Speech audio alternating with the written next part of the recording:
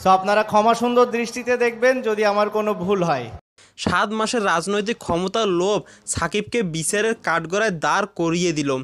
আর দাঁড় করিয়ে দেওয়াটাই স্বাভাবিক, কারণ সাকিব একজন সংসদ সদস্য হিসেবে বৈষম্যবিরোধী ছাত্র আন্দোলনে ঘটে যাওয়া হৃদয় বিদারক ঘটনাগুলো দায় এড়াতে পারে না।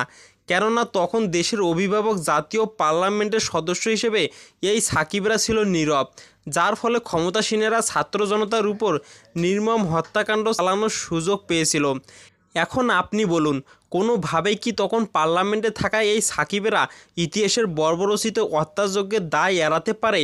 পরিস্থিতি আজ ছাত্রদের অনুকূলে না থাকলে এই সাকিবদের মাধ্যমে হাজারো ছাত্র জনতা পুলিশি হয়রানি সহ নানা রকম অবিচারে এবং অন্যায়ের সম্মুখীন হতো। কথাটা তিতা হলেও চরম বাস্তব সত্য, যার প্রমাণ সাকিবের পার্লামেন্টের সময় তৎকালীন বিচারপতি কালা মানিক। আর এই কালা মানিকেরা অবৈধ সংসদের মন্ত্রী এবং সদস্যদের ছত্রছায়ায় গণমানুষের উপর অবিচার করার সুযোগ পেয়েছিল। তাছাড়া সাকিবের আজকের এই পরিণতির জন্য মানুষের অভিশাপ এবং তার অহংকারও প্রধান কারণ।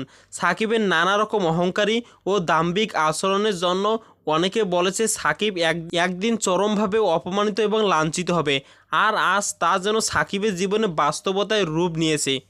তো দর্শক, আমার কথার সাথে আপনি একমত কিনা অবশ্যই আপনাদের মূল্যবান মতামতটি আমাদের কমেন্ট বক্সে লিখে পাঠাবেন এবং ভিডিওটি শেয়ার করে দিবেন। ধন্যবাদ সবাইকে।